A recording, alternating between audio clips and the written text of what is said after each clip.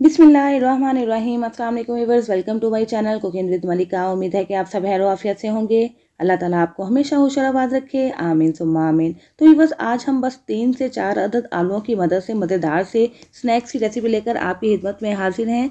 Ramzan special recipe है। इफ्तार के वक्त ये स्नैक्स बनाकर रख लीजिए और इनको फ्रीज़ भी आप कर सकते हैं, स्टोर भी कर सकते हैं।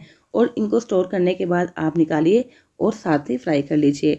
तो इन आलूओं के स्नैक्स को हमने कैसे तैयार किया है, चलिए जल्दी से देख लेते हैं। 3 अदद आलू हमने बॉयल ले लिए हैं। हाफ़ टी स्पून नमक शामिल कर दिया है, हाफ़ टी स्पून कुटी हुई लाल मिर्च, 1 टीस्पून शामिल कर दिया है chaat masala powder, half tea spoon सूरज मिर्च पाउडर शामिल कर देंगे और 1 टीस्पून शामिल कर देंगे ज़ीरा। और यहाँ पे मैंने थोड़ी सी शामिल कर दी है गाजर। यहाँ पे थोड़ी सी मैंने कटी हुई गाजर शामिल की, आप चाहें तो ग्रेट करके भी शामिल कर सकते हैं। आधी प्याली के करीब शामिल कर दी है कैबेज यानी कि पत्ता गोभी।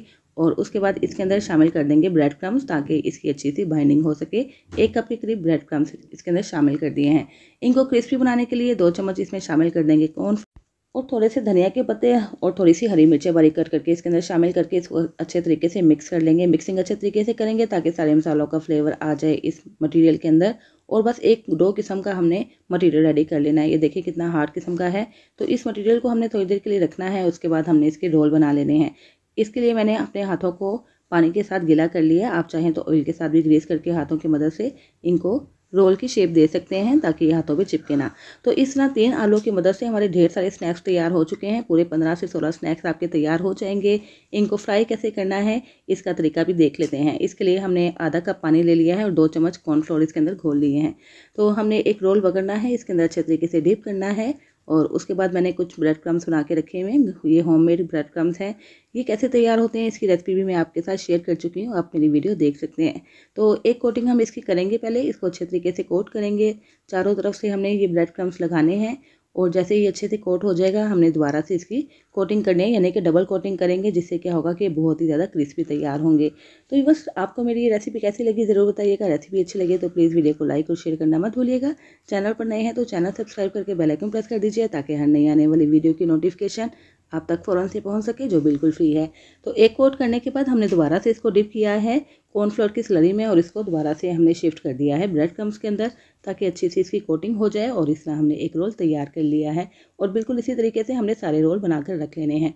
अब इस स्टेज पर आकर आप इन रोल को स्टोर भी कर सकते हैं। स्टोर करने का तरीका बहुत आसान है। कोई भी एयर टाइट बॉक्स ले लें, इसके अंदर पेपर टॉवल शिफ्ट कर दें और इसके ऊपर रख लें रोल। सेपरेट करके रोल रख लें और इसको फ्रीज़ करके रखें। जब आपका दिल चाहे अफ्तारी के वक्त इनको फ्राई करने का तो आप इनको निकालिए और फ़ौरन से फ्राई कर लीजिए। इंशाल्लाह बहुत ही क्रिस्पी और मज़े के ये तैयार होंगे। तो एक हमने बैच लगा दिया है, 4 से 5 आ जाएंगे रोल इसके अंदर। दोबारा से आप पेपर टॉवल रख दीजिएगा और दोबारा से ये रोल इसके ऊपर शिफ्ट कर दीजिएगा। तो इस तरह एक ही बॉक्स में आप ढेर सारे रोल फ्रीज करके रख सकते हैं। इनको एयर टाइट कर लें यानी कि इसको बंद कर दें, फ्रीज़र में रख लें और जब भी आप इफ्तारी के वक्त निकालें इसको फ्राई कर लीजिए। क्योंकि इफ्तारी के वक्त टाइम बहुत शॉर्ट होता है, तो इस तरह के रोल बना के रख लेंगे ना तो आपके लिए बहुत ज़्यादा आसानी रहेगी और तकरीबन 15 से 20 दिन तक आप ये रोल सेव करके यूज़ कर सकते हैं।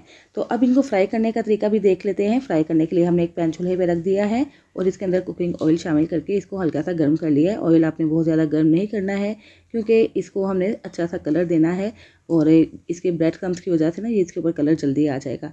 तो बस इसके मीडियम टू लो फ्लेम पे इसको हमने अच्छे से क्रिस्पी और गोल्डन हो जाने तक फ्राई कर लेना है। तकरीबन 3 से 4 मिनट के अंदर ये फ्राई हो जाएंगे। फ्राई करने में भी ज़्यादा टाइम नहीं लेंगे। तो बस आपने भी इन सारे ट्रिक्स एंड टिप्स को फॉलो करते हुए इस रेसिपी को ज़रूर ट्राई करना है और ट्राई करने के बाद काइंडली मुझे फीडबैक भी दीजिएगा कि जब आपने ये रोल बनाए तो कैसे बने। बहुत ही लो कॉस्ट ये रोल हैं, बहुत ही कम कीमत पर और बहुत ही ज़्यादा हेल्दी किस्म के रोल तैयार होंगे। इंशाल्लाह जो भी खाएगा ना तारीफ़ों के पुल बन जाएंगे, तारीफ़ किए बिना नहीं रह पाएगा और साथ आपसे रेसिपी भी ज़रूर पूछेगा। एक बैच हमने तैयार कर लिए, ये देखें इस तरह का गोल्डन कलर आ जाए तो आप इसको निकाल लीजिए और इसका सारा एक्स्ट्रा ऑयल निकालने के बाद इसको शिफ्ट कर दें पेपर टॉवल पे ताकि इसका सारा एक्स्ट्रा ऑयल एब्जॉर्ब हो जाए। तो ये लीजिए बस बहुत ही टेस्टी और बहुत ही कम कीमत पर तैयार हो जाने वाले स्नैक्स हमने कितनी जल्दी रेडी कर लिए हैं। बहुत ही कम वक्त में ये तैयार हो जाएंगे। बिल्कुल इसी तरीके से हम अपना दूसरा बैच भी तैयार कर लेते हैं। तो दूसरे बैच को भी हमने तैयार कर लिया है। ये भी गोल्डन और क्रिस्पी हो चुके हैं। इनको भी निकाल लेते हैं एक छलनी के अंदर। थोड़ी देर छलनी के अंदर रहने के बाद इसको भी शिफ्ट कर देंगे पेपर टॉवल के अंदर ताकि इसका सारा एक्स्ट्रा ऑयल निकल जाए। तो है ना, ये बस सिंपल और आसान सी रेसिपी इंशाल्लाह आपको बेहद पसंद आएगी। इन सारे ट्रिक्स एंड टिप्स को आपने भी फॉलो करना है और मुझे बताना भी ज़रूर है कि आपको ये स्नैक्स कैसे लगे। तो इस तरह बस एक और बैच तैयार हो चुका है। अब हम आपको इसकी साउंड चेक करवाते हैं।